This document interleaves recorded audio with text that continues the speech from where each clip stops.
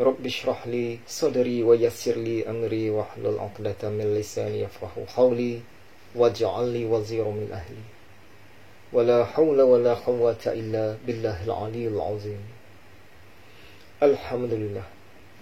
Selamat datang ke pengajian kitab Ihya Ulumuddin, karya Hujjatul Islam Imam Al-Ghazali, bagi kali yang ke-271, bagi surau An-Nur ini.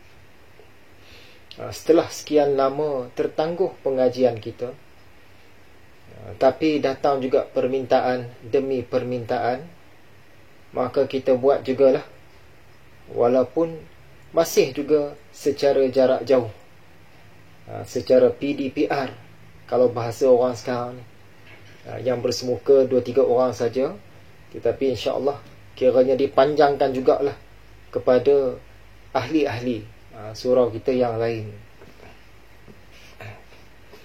Sebenarnya saya mula berkuliah umum di surau ini sejak tahun 2007. Di tahun ini sudah masuk tahun yang ke-16. Ketika itu kita mensyarahkan beberapa buah kitab lah. Setelah habis, kita mulakan dengan kitab Ihya Ulumuddin ini pada tahun 2011. Dan kali ini sudah masuk kali yang ke-271 syarahan kitab Ihya ini. Kita masih mensyarahkan kitab Bahaya Lidah.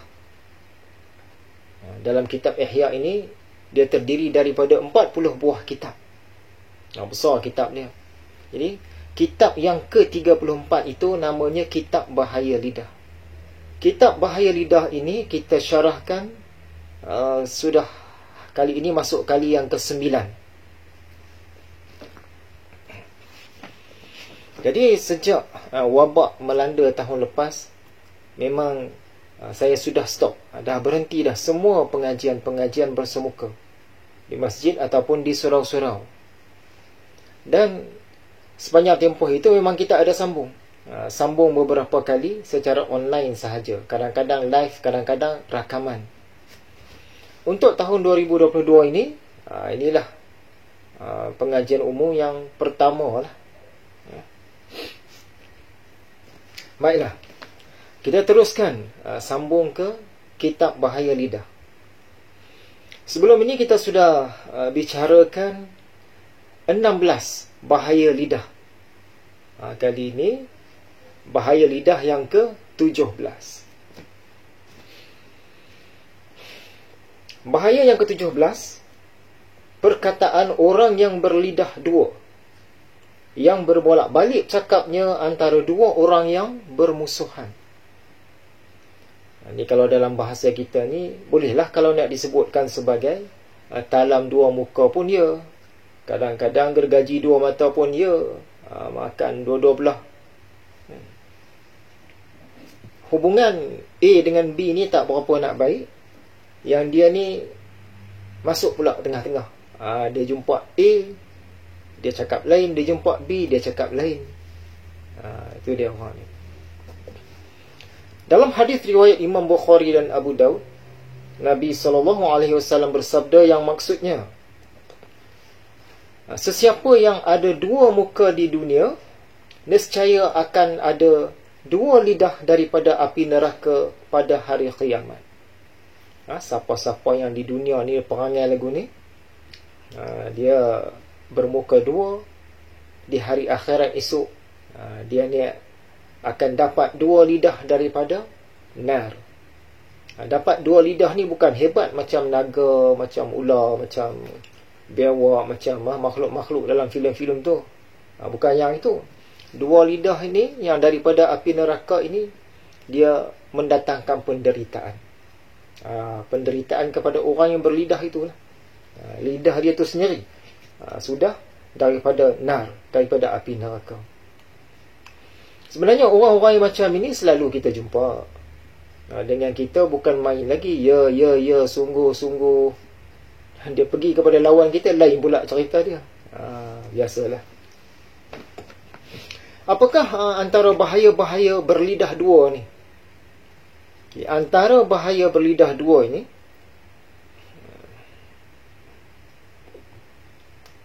yang pertama, ada yang membaguskan permusuhan bagi masing-masing dua orang tersebut. Membaguskan permusuhan ni mana ada bagus kan? Tapi ni bahasa-bahasa kitab. Maksud dia permusuhan tu sikit-sikit je, tapi disebabkan cakap-cakap dia ni dia jadi yang besar, yang melarat. Itu maksud membaguskan permusuhan. Ada yang membaguskan permusuhan bagi masing-masing dua orang tersebut. Maksudnya jadi batu api, atau jadi minyak petrol, atau mana-mana bahan bakar. Dia bagi rancak lagi, bagi berdoza lagi, bagi hangat lagi. Kalau batu api ni, permusuhan tu tak ada apa sangat. Dia cetuskan api, api kecil. Kalau minyak ni, api dah ada dah, dia curah minyak pula, bagi besar lagi. Macam tu perangai dia. Sebenarnya tuan-tuan, orang jenis yang macam ini memang dia bijak. Dia bijak cari jalan nak laga-lagakan orang. Ada saja plan dia kan. Dia rancang macam mana nak lagakan mak dengan ayah, pihak A dengan pihak B, kawan dengan kawan, kakak dengan abang, macam-macam. Ada je plan dia. Apabila tercapai cita-cita dia tu, seronok lah. Puaslah hati dia. Dia bukan nak bagi perelok lagi, tapi dia nak bagi perburuk lagi. Mengapa? Biasanya kerana dia sendiri ada kepentingan-kepentingan tertentu. Sama ada kepentingan kecil-kecil atau kepentingan besar-besar. Dia ada kepentingan-kepentingan tertentu yang akan diperolehinya apabila dua pihak ini semakin berantakan, semakin berjauhan, semakin bermasalah. Itu satu bahaya berlidah dua. Bahaya berlidah dua yang kedua, ada yang memuji kita di depan kita, tetapi apabila dia bertemu dengan lawan kita, dicacinya pula kita, kata Imam Ghazali.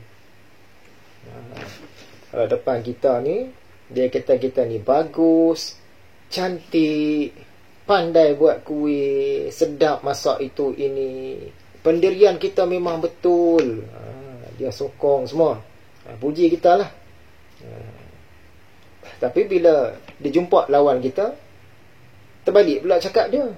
Dia tu teruk, tak cantik lah cara dia hias rumah, dia tak pandai buat kuih, keras baling ke dinding, itu tak sedap, masakan dia tak sedap, pendirian dia tu salah. Dengan kita cakap lain, dia jumpa lawan kita, dia tahu kita tak apa baik dengan orang tu, cakap lain pula.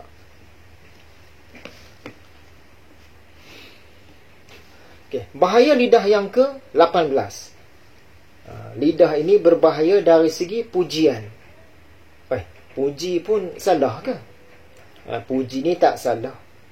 Yang salah ni kalau pujian itu dibuat tidak bersesuaian dengan keadaan, dengan situasi, dengan orangnya. Kata Imam Al-Ghazali, pujian itu dilarang pada sebahagian tempat. Bukanlah semua tempat. Tak boleh puji langsung, boleh. Tapi kena tengok keadaan. Ada bahaya-bahaya pujian sekiranya tidak diberikan pada tempat yang sesuai. Imam Ghazali dia gariskan ada 6 bahaya. Yang pertama, jika memuji, kadang-kadang kita terlebih dalam memuji, over puji. Patut puji tinggi ni je, tapi dah nak bagi sedap lagi cakap ni, puji lebih lagi. Itu sudah satu kesalahan. Bahkan sampai ke peringkat berdusta. Mula-mula puji yang betul dulu, rasa macam tak cukup lagi, tambah lagi lah, jet lagi lah, sampai ke peringkat menambah-nambah sampai berdusta. Kita kata cantik laman rumah kamu ni, macam-macam bunga ada. Cantik laman betul, macam-macam bunga ada betul, rasa macam tak cukup lagi ni. Seumur hidup aku ni tak pernah jumpa laman yang macam ni punya cantik. Tu dia nak tambah dah tu. Tak betul dah tu. Tak ada orang lain yang boleh lawan ni. Kalau dalam negeri kita ni, yang laman kamu lah rasa paling cantik ni. Dah sampai ke peringkat berdusta pula dah. Kalau sungguh tak apa. Khalid bin Mi'dan berkata, sesiapa yang memuji penguasa atau seseorang dalam hal yang bukan sebenarnya di depan umum, nescaya ia dibangkitkan. Dibangkitkan ni maksudnya dihidupkan semula oleh Allah pada hari qiyamah dalam keadaan jatuh tersungkur disebabkan lidahnya. Kita baca sekali lagi.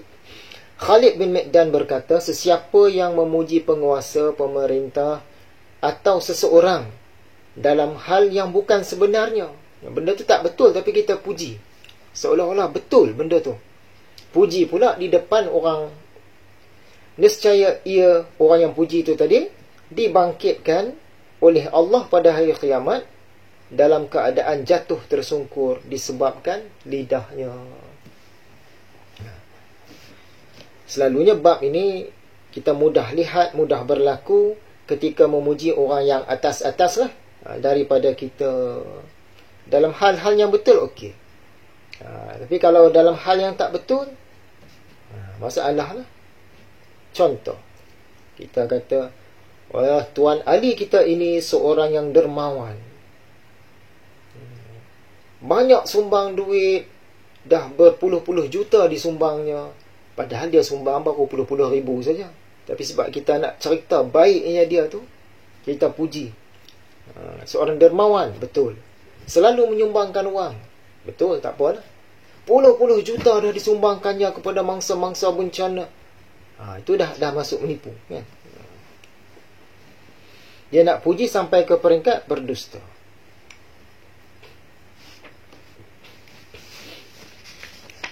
Jadi itu satu perbuatan yang salah. Sifat mazmumah lah tu.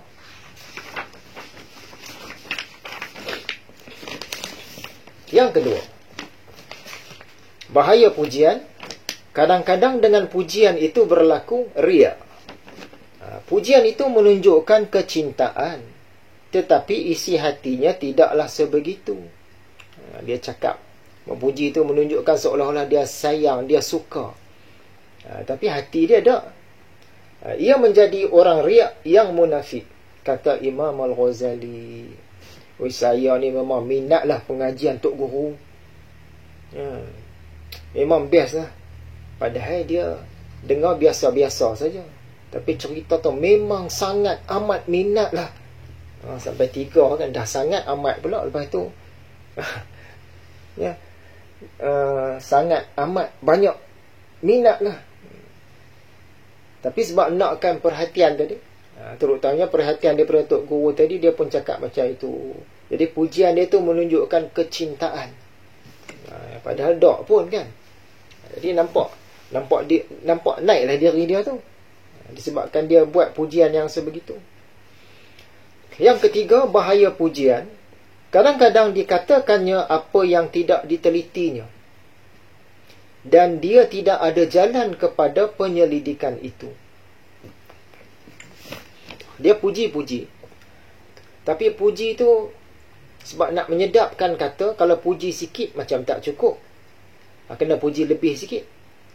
Bila puji lebih sikit, benda yang dia puji tu betul ke tidak ke, dia pun tak tahu. Dia nak cari maklumat tu tak dapat waktu itu, tapi sengaja dibuat-buat pujian tu. Contoh,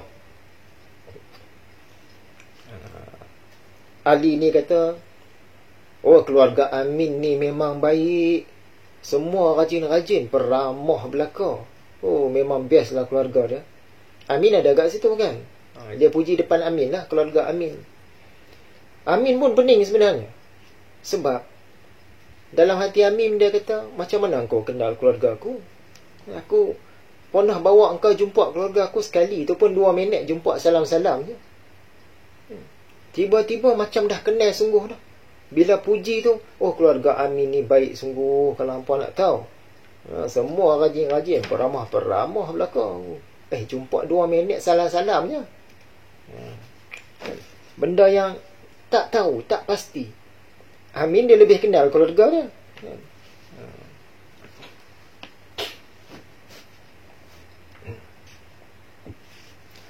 Contoh, Imam Ghazali bagi satu contoh kisah Sayyidina Umar. Suatu hari, Sayyidina Umar ni dia terdengar seorang hamba Allah memuji seorang hamba Allah yang lain. Dia tu baguslah begini. Jadi Sayyidina Umar terasa pujian itu macam berlebih-lebih tanpa maklumat yang sebenarnya. Pujian itu sekadar nak penyedap. Kata. Jadi, Sayyidina Umar pun tanya ke orang tu, engkau pernah bermusafirkah dengan orang tu? Bermusafir ni maksud dia habiskan masa 2-3 hari bersama-sama atas satu-satu perjalanan. Jadi banyaklah boleh saling mengenal, kan? Jawab orang tu, tak pernah. Bermusafir tak pernah. Maksud dia tak apa kenal lah, tapi puji bukan main lagi. Tak apa. Sayyidina Umar tanya lagi, engkau banyak bergaul dengan dia kah? Tak juga. Bermusafir bersama pun tak pernah. Banyak bergaul pun tak pernah. Macam mana tahu kata memang baik melangit-langit ni? Kemudian Sayyidina Umar tanya lagi, kamu ni jiran dia kah? Kata, saya bukan jiran dia. Jadi berdasarkan jawapan-jawapan ini menunjukkan orang tu tadi memang tak berapa kenal pun tentang orang yang dia puji tu. Mungkin jumpa sekali-sekala, mungkin nampak dari jauh saja, tapi puji itu seolah-olah macam kenal sungguh dah. Melangit pujian dia. Jadi kata Sayyidina Umar, wallahi la ilaha illallah, aku tak rasa engkau kenal dia. Kata Sayyidina Umar. Jadi tak apa kenal pun, tapi cakap tu bukan main. Bahaya pujian yang keempat. Adakala pujian ni boleh mendatangkan kegembiraan kepada orang yang dipuji, padahal orang itu zalim atau fasik. Kita puji, tapi orang tu orang tak baik. Datuk memang berjiwa rakyat, memang penyayang, padahal dia bukan orang macam itu. Kira nak ambil kesempatannya. Lagilah dia seronok, sebab dalam setara dia duk buat penyelewengan, kejahatan, penindasan semua ni, orang duk puji. Bagi dia okey lah. Lagilah dia seronok. Lagi seronok dia nak buat, boleh lagi lah, tambah lagi, top up lagi segala kejahatan-kejahatan dia. Imam Al-Ghazali memetik kata-kata Hasan Al-Basri. Barang siapa berdoa untuk orang zalim agar panjang umurnya, maka sesungguhnya ia menyukai orang zalim itu berbuat maksiat kepada Allah di muka buminya. Orang tu tahu dah, memang orang yang tak baik, memang orang zalim, duk menindas, menganiaya, mengena orang-orang di bawah ni. Tapi kita berdoa, ya Allah panjangkanlah umur orang sekian. Contoh, baca pula doa dalam majlis, kita pula yang bacakan doa. Orang tu pula jadi tetamu atau kenamaan, atau ada dalam majlis itu, ya Allah panjangkanlah umur si fulan ini sekian. Panjangkanlah umur gubernur kami.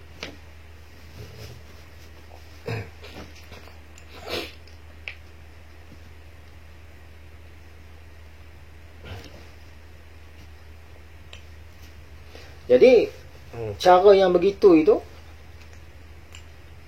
menunjukkan seolah-olah kita suka dia tu panjang umur dan meneruskan segala agenda-agenda tak baik dia. Kata Hasan Al-Basri. Jadi tak sesuai doa yang macam itu. Sekiranya nak berdoa juga, contoh boleh ubahlah sikit. Contohnya kata, panjangkanlah umur dia dalam ketaatan, dalam keinsafan. Itu tak apalah. Adalah juga jalannya tu. Orang zalim yang fasik sepatutnya lah dicaci supaya ia berduka cita, dan bukannya dipuji supaya dia bergembira. Ini dah zalim, fasik pula. Jadi contoh dia ni macam kita cakap lah, tindakan tuan ni memang mengecewakan kami. Nampak macam tuan lebih pentingkan diri tuan saja, kekayaan tuan saja. Cakap macam itu. Bila cakap macam itu, cakap sesuatu yang tak enak kepada dia. Dia tu memang orang tak baik dah. Duduk pula di atas. Kita cakap puji, lagilah seronok dia. Kan? Tapi bila dia pergi 10 tempat duduk cakap macam tadi. Kami kecewa lah, rasa tak puas hati, rasa tak patut Tuhan buat macam ini. Kena 10 tempat cakap macam tu. Mungkin dia ini akan datang kesedaran dan dia boleh buat perubahan. Harap-harapnya begitu. Itu maksud Imam Ghazali tadi. Orang zalim yang fasik ni sepatutnya janganlah dia puji. Kita lagi puji, lagi naiklah angin dia, lagi naik tocang dia, lagi naik syekh dia. Jadi kita cakap macam itu dengan harapan dia tu akan buat perubahan. Sebab dia akan rasa tak sedap, tak selesa, tak senang. Datang tempat ni ada orang cakap macam tu. Datang tempat ni ada dia dapat khabar orang kata begini. Jadi bila dia tak sedap, tak selesa, tak senang ni, ada harapan lah untuk dia buat perubahan. Tapi kalau dengan kezaliman yang dia buat, penindasan, penganiayaan yang dia buat tu, masih duk di mana-mana pun semua pakat puji, maka dia akan rasa sedap, dia rasa selesa, dia rasa senang. Lagilah bertambah. Lagi bertambah-tambah dia punya agenda dia. Yang kelima, bagi orang yang dipuji boleh mendatangkan kesombongan dan kemegahan. Yalah. Ini biasalah kan, tak payah hurai pun kita sedia maklum. Yang keenam,